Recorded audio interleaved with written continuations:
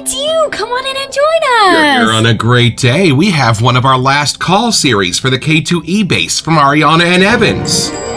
It's a beautiful morning with the Barbershop Duet. Hi, I'm Marcus Klinger with Klinger Vocal Studio. And I'm Sarah Vincent with Sarah Vincent Virtual Pilates. But on Wednesdays and Saturdays, we are the Barbershop Duet. Hey, come on in. Thank you for finding our little barbershop. If you happen to be here during one of the live premieres on YouTube, why, come on in the live chat. Meet the Whiff Pack. Cool group of friends hanging out from all over the world. They'd love to meet you too. They would. And for our mention today, Marcus wanted to talk about the VIP rooms over at Ariana and Evans. Yeah, y'all, AE Grooming is not their only website. Check out shavingshopclub.com, where for a $9.95 membership fee every 6 months, you have access to 20 to 40% off everything offered on that site, some exclusives and fun things that drop there, and it's where you can still find today's K2E soap. And what is that soap? We are going with Amber Rose today. Let's meet it.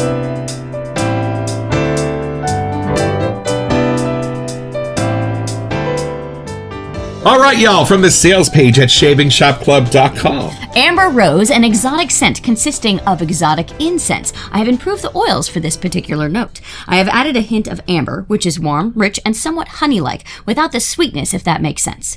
Tobacco Absolute is used for the tobacco note, which is a common thread to many of my scents. I have included some exotic spices, along with an ever so slight hint of saffron. This has been described by many customers as one of the best scents we have created. I must agree. Y'all, I was just going by the label, Right? hoping for Amber and Rose, but sounds like there's a lot swimming around in here. Let's open the box.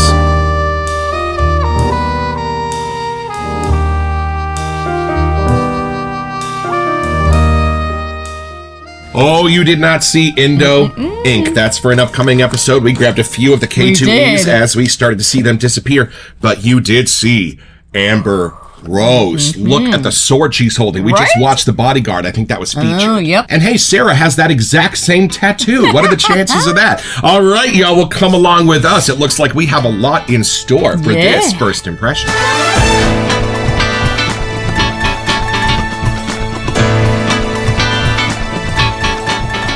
Well, since there's a lovely lady on the label, why don't you have your first impression first? Take it in, see what you get. Yeah, you really think it's just going to be Amber and Rose, but from that list, I think we got a few more friends hanging out in here. Here's the pour for those who like to see. Diving in. A hint of amber, it said. Curious. Oh, like the first word that came to mind was texture. There are layers to this one, my friends. Okay, I know I was picturing like Rose hitting me more. It's here, but it's gentle and it's sweet. It's almost at the end of the whiff for me. So like the incense almost blends into the ambers, but like amber to me has layers to it. It's not like a single scent note thing, and neither is incense. So there's something about like the tiers in each of those that keep moving and almost like they click, and then you find a whole new way in on the other side. So you know, like when you picture actual, like the smoke from the incense kind of going through? I feel like that's what's happening. And like, if you blow on it, it just changes the whole orientation of where everything is. I love that this is incense. We've been looking for that Catholic Church incense soap for years now. Is this anywhere close to what we remember from Midnight Mass? I don't think it's quite that lane, but it's the intensity on the incense that we want to be more in that lane. This is a little sweeter, a little more charming, not like gourmandy sweet, but the subtly almost, it's not quite berry, but it's something that's making the floral side of the rose a little more tender.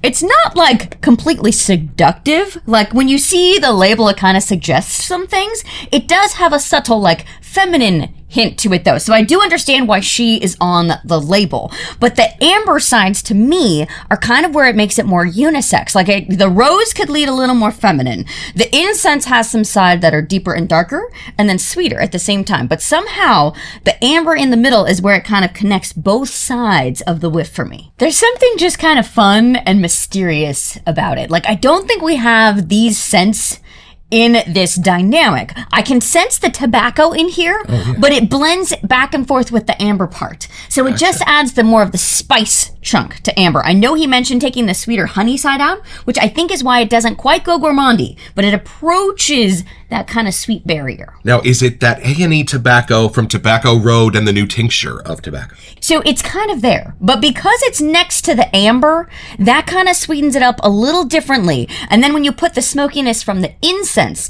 versus like the tobacco smoke, it kind of changes it. It's familiar, but just enough that you think you know it, and then it morphs into the other two scent notes that are roaming around it. I'm actually very glad we got this one. I think a lot of people at the beginning were telling us to get this, but there were so many other ones that we just got way too excited. So it wasn't intentional that we waited this long, but I actually like that we did, because I think we understand the complexity of what's happening here in a much better way than we would have as extreme newbies earlier on. Ah, gotcha. And I have to say, this really helps the rose side for me.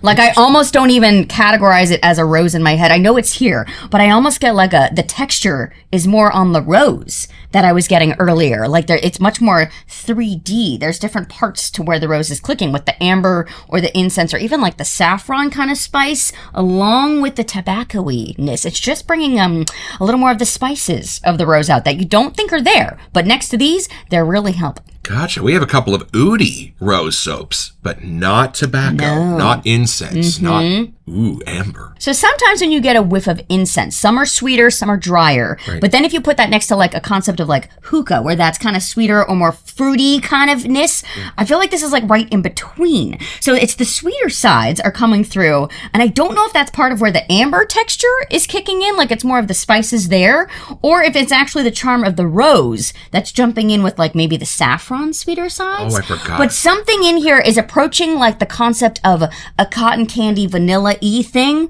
but like in the super most masculine ways possible. So it doesn't go gourmandy, but like my brain is getting that same kind of like sweet smoky vibe. Right. There's something in here that's pushing me towards the concept of Asian pear. I don't know why, right. but the subtle sweetness that's kind of with that one, something in them is friends. Like, I feel like if one of us was wearing Asian pear and wearing this, it would totally vibe well together. It does have a transportive quality to it. Like, if I'm not thinking of Amber Rose as a person, but as a location, Right. like I feel like it's somewhere new that I haven't been before, but it's kind of got this fun adventure side to it. That's a coincidence. Amber Rose was my grandmother's stripper name.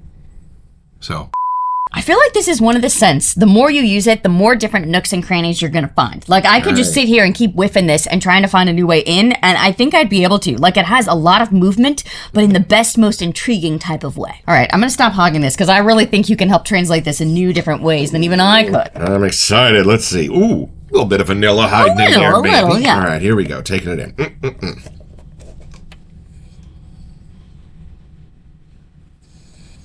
Oh, it's just delightfully clean and a little bit soapy as the introduction for me. A big bubble bath sitting in front of me. Oh. And then, yeah, you're right. There's 2 or 3 different ways into this. There's the amber rocky way, there's the rosy way, and there's the incense way.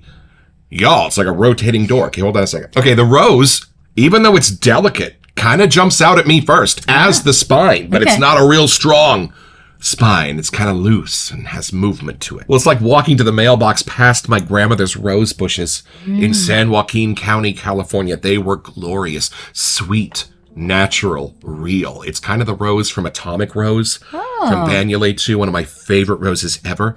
I think I can almost smell that the roses are yellow. I'm not sure how I know that. And it's not a real heavy olibanum frankincense type incense. It's more of an oudie incense if you get right down to it. It's darker, but it's somehow more congenial. It's somehow more sweet, almost like a charcoal kind of a sense to it. Yeah, I don't think it's connected to the tobacco side. Like, No, I think it's own incense. That's what's cool. The tobacco's on the other side. And y'all, what's cool about the A&E tobacco in here is that it brings out a quality of it that I only sense when she's wearing Tobacco Road, because I get this lovely powder essence to it. Something about her body chemistry.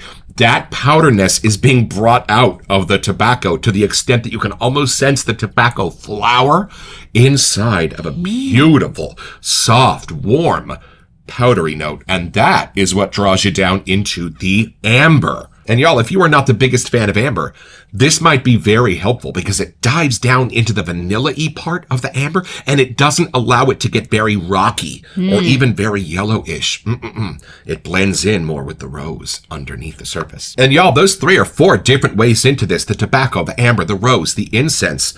are almost like looking at the yellow brick road. You can't take it all in at once, but you can go talk to the Scarecrow. You can go meet the Tin Man. You can go shake hands with the Lion. You almost have to choose which door you're taking when you take your whiff, and then the others are there to support it, much like the Wizard of Oz characters. You know, Bert Lahr's lion costume was made with actual lion. And why are we able to dive into those 4 different characters of this soap so deeply? Because none of them go too sweet. I could see all of them having the potential to take that sweetness up to biblical proportions, but they don't. It's like seeing those mountains in New Mexico and Arizona where the glacier has sheared off the top of it. That's what's happened to the sweets. They've just been shorn off. And these are allowed to sit in their beautiful, slightly sweet and more subtle natures and then come together as a beautiful choir. Yeah. I can totally see why this is one of the favorites. And the rose doesn't really get any more feminine than the flower in Sinatra's lapel.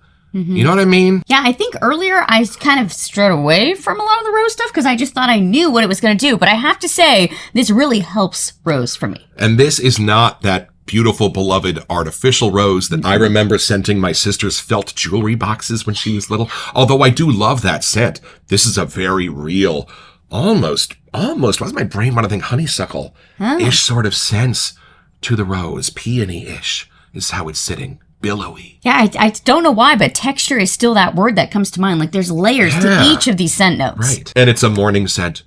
It's a morning scent. That amber is just enough to give your brain the idea of some bright streaks of sunlight through your living room curtains in the morning. Yeah, I get morning to afternoon, maybe brunch time or something. Like it's not dark out yet. And you know what the incense is doing is giving kind of a cast of mystery over the whole thing. Yeah. This label is kind of apropos to what's happening here. And I love she has the little incenser. You can see it working. Right there next to her. And you remember Dos de Gales?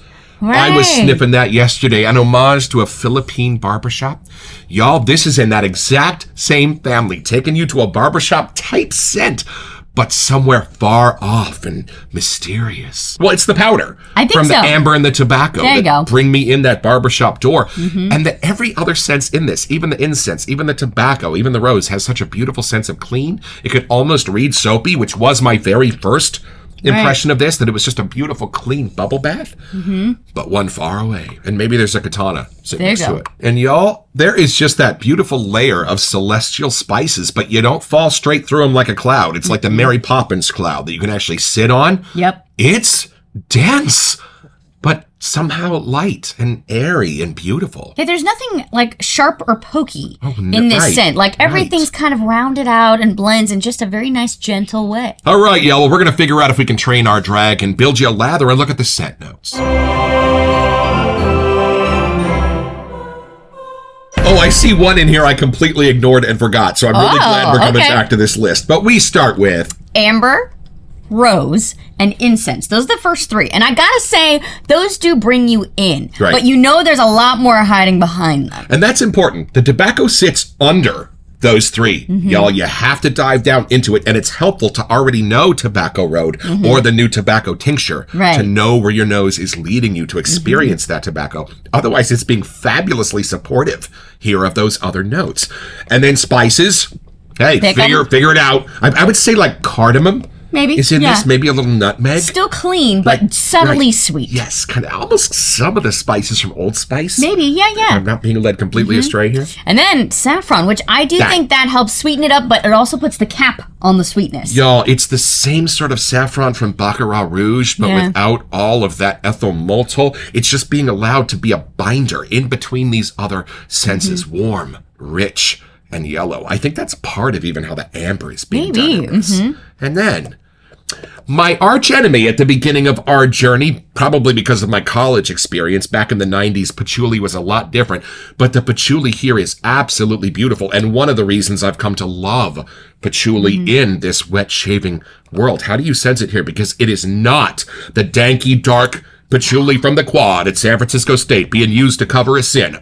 This is completely different. I think that's where your brain was even getting more of like the barbershop clean side. Something in that, having it as the exit, brings you back to the rose at the top. The very earliest gourmand accords were basically 3 lines, and one of them was patchouli. It's being used in that way, a very almost mouth-watering sort of patchouli, the way it's used in the best barbershops. And within Peter's tobacco, tell me there's not some kind of gentle white floral. Also think of the florals he used in Cathedral.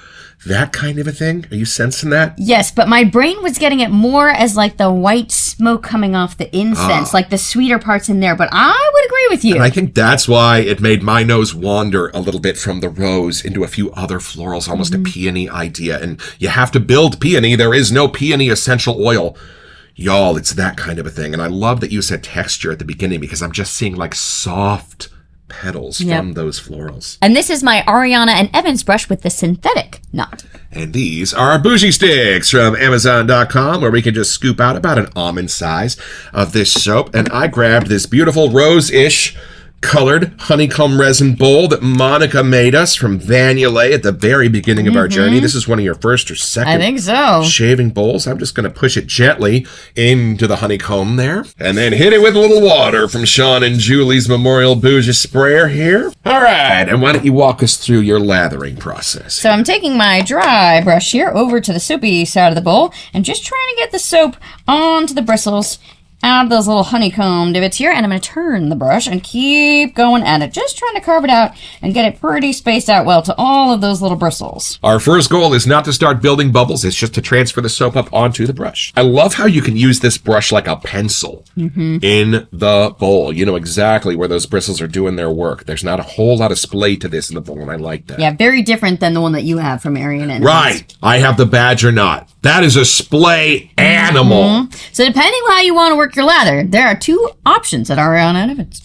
All right, now that I think I've got it out of all those little honeycomb divots, I'm going to start to add a little of the water into the mix here as I start building the lather. The scent intensity is almost getting a little more pronounced after adding a little water over here. This would make a fabulous EDP for a Four Seasons lobby, but it's got to be in the right location. I was just thinking how originally I never would have thought that I would have wanted an EDP that had any rose in it, but this one is a good contender. We were scared of rose and patchouli when we entered this wet shaving world, but we are no longer. Is there a scent note that you've grown apart from as our journey has wandered merrily forward? Because Oak Moss and I have had a breakup, and a rather severe one. Yeah, because Oak Moss kind of hit my nose that same way too. But, you know, I don't know if there's other ones now. I'll have to really think about it. That's a good question. But I have to say, the fact that patchouli and rose are both in there, we stand corrected, y'all. Ugh, smells so good you're lucky I'm standing at all. I think grapefruit was another one for you that you were a little deterred about, but we've gotten better from that one still has to really win me over, but there are perfumers that can do it, 100%.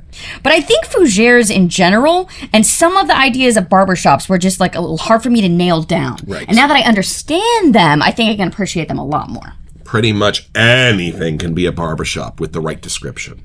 All right, y'all. I know we never talk about lather, but you could barely find these honeycombs in here at all. It's just fallen out of the bowl. I was thinking the other day, I used to have sleepovers once or twice a month with my friends growing up. I think most of us did. Isn't it funny that we just don't do that anymore? You had a sleepover with your cousins with your 85-year-old grandma last week, and it was the coolest thing she could have possibly imagined, having the grandkids back in the house like they used to 20, 30 years ago. But it's funny, we still play with our bubbles. We do. Don't we? It is a talent to kind of keep that inner kid fun alive. And there's something about us enjoying the scents on all of our soaps that you get to enjoy, like finger painting as you put it in the bowl. And then you get to get a brush out. It's okay to make a mess with shave soap too, which is kind of fun. You just clean it right back up. So I think we've really enjoyed the last few years having that little concept as we're enjoying our shaves. This hobby is indeed nourishing to our inner children. If you want one that smells like Fruity Pebbles, great. If you want one to get to know things you didn't think you could, this is a great one too. I was just talking to David Jacobs, and he was like, Tunes and Spoons, that's my winner this week. And I was like, there you go. See? That's my dude. It's always the ones you least expect, or they strike a memory from childhood too, in a way that you weren't expecting, even an old family friend's aftershave, or just something that brings you back to your clubhouse hanging out. Like, you never know how a scent is going to hit you. All right, y'all, this is something you only find here in the Barbershop Duet. This is the La Vie en Rose with On 3, 1, 2. Okay. See that? Oh. Yeah. Oh, that's nice. The intensity is not quite as strong, but the balance gets a little nicer. And it really spreads out somehow, so you can find like a different way into the whiff. Like we were saying from here, there's like 3 different ways in. This one, I feel like I'm at the top looking down. Like somehow it helps spread it out a little differently. It got a little more feminine. Oh. The amber got a little more powdery. I think it got a little less sweet over here for me. It reminds me even more now of the girl with the dragon tattoo. And y'all, if you want a little bit of a look into the journey that Peter Chikalis took to where he is now, check out the Shaving with Charky channel where he does a bunch of really cool shaves and some interviews and things like that from back in the day. We don't do shaving here in the Barbershop Duet, but we know a few of you would like to see what this lather looks like when I paint it on my moneymaker. This is a great painter's brush. All right, see what you can find here. Oh, I'm back for some more. nice. There's just so much hanging out in the bowl. I don't want to waste it. Oh, I smell so much cleaner now. This is almost like a identity kind of a scent. Like I feel like someone would really attach to this in a cool way. Like this would just kind of become part of their thing. I remember there being a replica scent, an EDP of like bubble bath that we discovered when we first entered our journey, and it didn't smell anything like I was hoping. No. This is more like what I was hoping. Well, it's a clean scent, but it's a super deep and rich one. Like you sense it at first as kind of lighter and bubbly, but as your nose keeps going, there are whole worlds in there.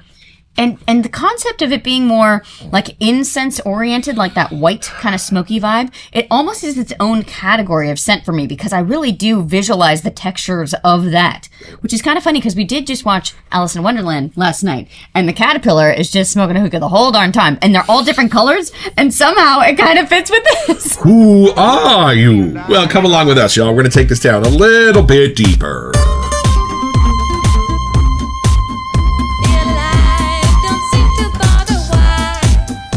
This does smell like well-traveled. So I feel like I get to go to a new place because of smelling this, like somewhere I've never been before. Almost one of those passport stamp kind of whiffs. Yeah. She's been to way cooler places than me. Hong Kong, the Philippines, Italy.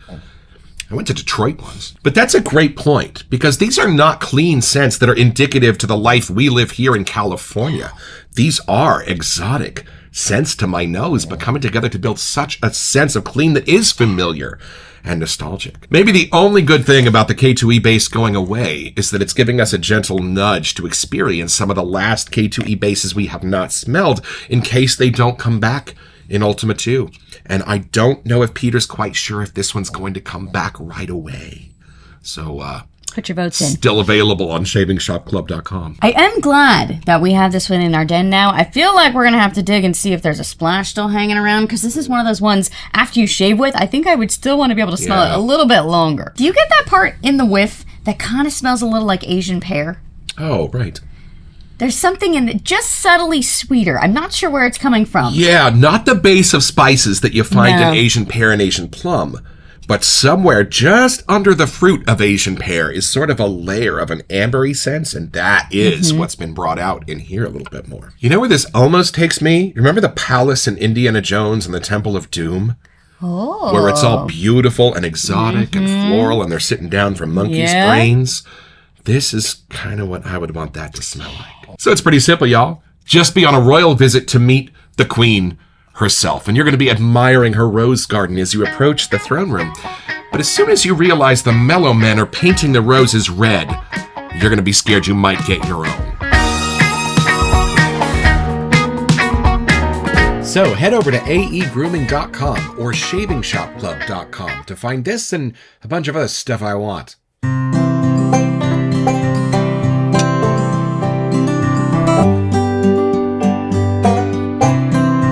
Well, I've had my shave, y'all, with Amber Rose, and I was just comparing this to a few other soaps in our collection that are that rose incense, rose oud, rose amber kind of a lane. We have a few of them. What makes this different is how sweet it does not go. Sweet is not its defining characteristic, which lets me dive down into the incense, into the amber, into the rose, to discover things about them and how they connect that is unique to this one, and I love it for that reason.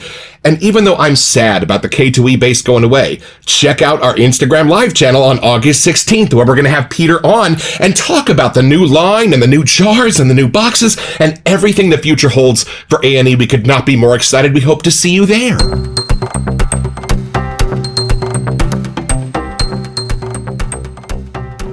Hey, welcome to Messages. So for our August giveaway, we wanted to give you a chance to get $25 to Adopted Acre. That's right, y'all. And all you have to do to be eligible for this giveaway is send us an email. Here to We Sent You at thebarbershopduet.com so we can get back to you. It's the only way we communicate about our giveaways. And then check back here on our first September episode to see if you are our lucky winner. Best of luck. So, y'all, it is such an exciting time to be fans of Ariana and Evans because they are emerging from a state of metamorphosis right now. All of their scents are transitioning into the fabulous Ultima 2 base with a brand new line of low-profile frosted glass jars and lids that are absolutely beautiful and boxes to match. We are in for some luxury as this road wears merrily forward. Thank you, Peter, Talia, and Evelyn, for sending this out to our little show for free to review. You have been a great inspiration to us since the very beginning, and we can't wait to be a small part of your journey forward. Don't forget, you're next aboard with the Barbershop Duet. You'll smell better just watching this.